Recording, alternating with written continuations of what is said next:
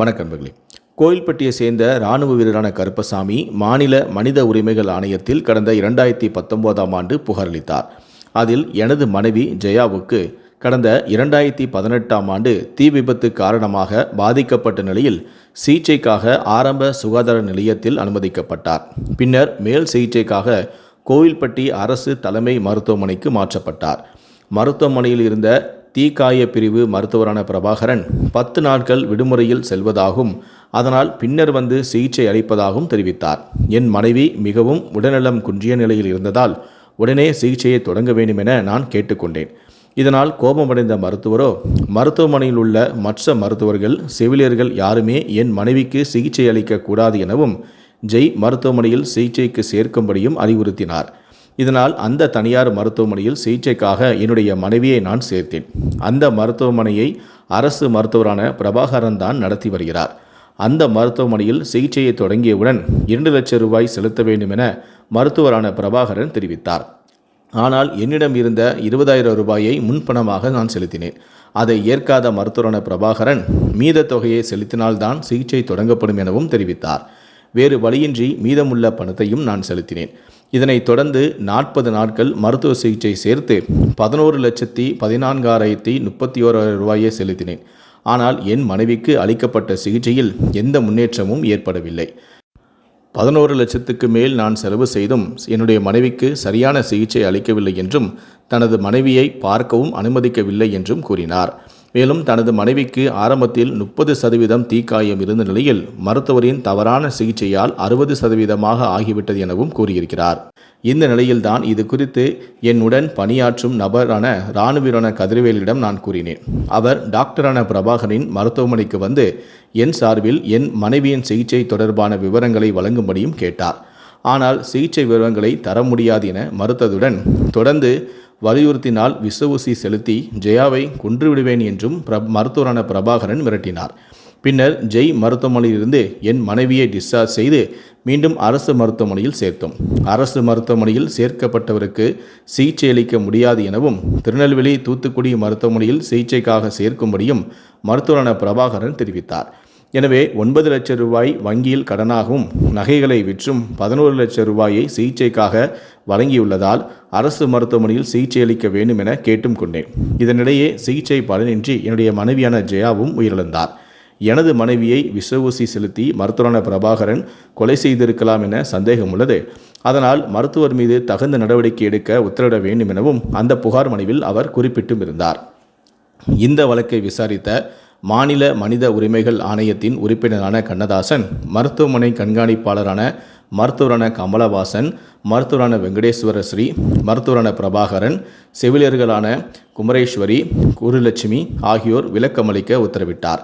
இது குறித்து கண்காணிப்பாளர் தரப்பில் தாக்கல் செய்யப்பட்ட அறிக்கையில் தொடர்ந்து கண்காணிப்பு பணிகளை செய்ததாகவும் மருத்துவரான பிரபாகரன் மீது கூறும் குற்றச்சாட்டுகள் உண்மை இல்லை எனவும் தெரிவித்தார்.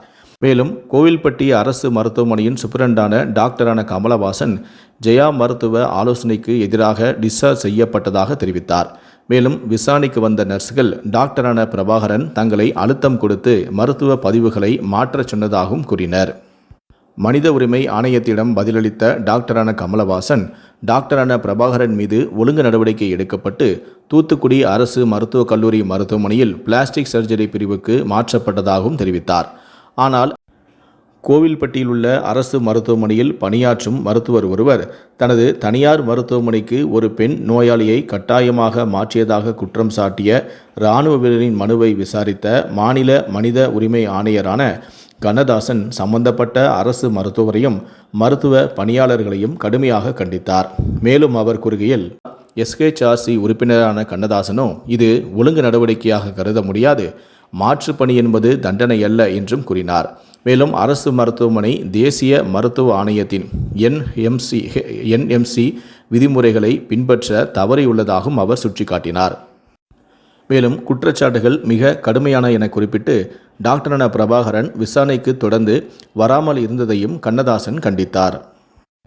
இந்த வழக்கு அரசு மருத்துவத்துறையின் நம்பகத்தன்மையை கேள்விக்குள்ளாக்கும் முக்கிய சம்பவமாக பார்க்கப்படுகிறது. நோயாளியின் சிகிச்சை பெறும் அடிப்படை உரிமைகளை மீறியதாக குற்றச்சாட்டப்படும் இந்த நடவடிக்கையில் குற்றவாளிகள் மீது உரிய நடவடிக்கை எடுக்கப்பட வேண்டும் என பலரும் தங்களுடைய கோரிக்கையாக முன்வைத்தனர். இந்த நிலையில்தான் நேற்று இந்த வழக்குக்கு அதிரடியான தீர்ப்பும் வழங்கப்பட்டது. புகாரை விசாரித்த ஆணையத்தின் உறுப்பினர் பிறப்பித்த உத்தரவில் பாதிக்கப்பட்ட இராணுவ வீரருக்கு மொத்தம் 50 லட்சம் ரூபாய் இழப்பீடாக 4 வாரத்தில் வழங்க வேண்டும் எனவும், அரசு சார்பில் 6 லட்சம் ரூபாயும், மருத்துவரான வெங்கடேஸ்வர ஸ்ரீயிடம் இருந்து 2 லட்சம் ரூபாயும், மருத்துவரான பிரபாகரன் 40 லட்சம் ரூபாயும், செவிலியர்களான குமரேஸ்வரி, குருலட்சுமி ஆகியோரிடம் தலா 1 லட்சம் ரூபாயும் வசூலித்து வழங்க வேண்டும் என உத்தரவிட்டுள்ளார். மேலும் மருத்துவரான பிரபாகரனை அரசு பணியிலிருந்து உடனே நீக்கி மருத்துவர் மீது குற்ற வழக்கு பதிவு செய்து நடவடிக்கை எடுக்க வேண்டும் எனவும், ஜெய் மருத்துவமனையில் போலி மருத்துவர்கள் குறித்து விசாரணை செய்து தகுந்த நடவடிக்கை எடுக்க வேண்டும் எனவும், மேலும் தனியார் மருத்துவமனையில் பணிபுரியும் அரசு மருத்துவர்கள் குறித்து அரசு கண்காணிக்கவும், அரசு மருத்துவமனையிலிருந்து தனியார் மருத்துவமனைக்கு ஒரு நோயாளியும் மாற்றம் செய்யப்படவில்லை என்பதை உறுதிப்படுத்த வேண்டும் எனவும் அதில் உத்தரவிட்டிருக்கிறார். மேலும் அரசு மருத்துவமனை பணி நேரத்தின் போது மருத்துவர்களுக்கு சொந்தமான தனியார் மருத்துவமனையில் பணிபுரிகிறார்களா என்பதையும் கண்காணிக்க வேண்டும் எனவும், அனைத்து மருத்துவமனைகளிலும் புகார் பெட்டிகள் வைத்து புகார்களை பெறுவதன் மூலம் குற்றங்களை தடுக்க முடியும் என அரசுக்கு பரிந்துரையும் வழங்கியுள்ளார். இந்த தீர்ப்பானது மருத்துவத்துறையில் பெரும் பரபரப்பை ஏற்படுத்தியுள்ள நிலையில் இராணுவ வீரரான கருப்பசாமி, அதாவது இந்த வழக்கை தொடர்ந்த இராணுவ வீரரான கருப்பசாமி உடல்நிலை பாதிப்பு காரணமாக கடந்த ஜனவரி மாதம் உயிரிழந்து விட்டார் என்பது குறிப்பிடத்தக்கது. இந்த நிலையில்தான் தாய் தந்தையை இழந்த அவரது 10ஆம் வகுப்பு படிக்கும் மகனான கண்ணனை ஜெயாவின் பெற்றோர்கள் தான் வளர்த்து வருகிறார்கள்.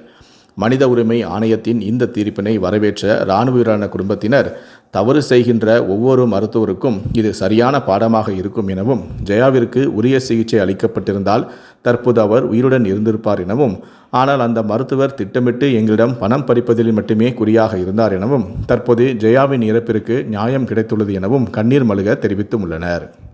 இந்த அதிரடியான தீர்ப்பு மருத்துவ வட்டாரத்தில் பெரும் பரபரப்பை ஏற்படுத்தியுள்ளது. இதுபோன்ற செயல்கள் அரசு மருத்துவர்கள் மத்தியில் நடைபெறாமல் இருக்க இந்த நடவடிக்கை ஒரு பாடமாக இருக்கும் எனவும் கருதப்படுகிறது. இதனிடையே இந்த வழக்கில் தொடர்புடைய மற்ற மருத்துவர்கள் மற்றும் செவிலியர்கள் மீது சுமந்தப்பட்ட குற்றச்சாட்டுகள் போதுமான ஆதாரங்கள் இல்லாததால் தள்ளுபடி செய்யப்படுவதாக ஆணையமும் தெரிவித்துள்ளது.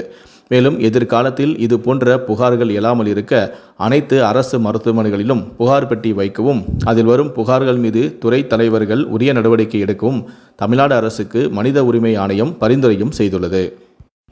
கோவில்பட்டி மாவட்டத்தில் நடந்த இந்த ஒரு சம்பவத்தை பற்றிய உங்களுடைய கருத்துக்கள் என்ன அப்படிங்கிறத கீழே இருக்கக்கூடிய கமெண்ட் செக்ஷனில் மறக்காமல் சொல்லுங்கள்.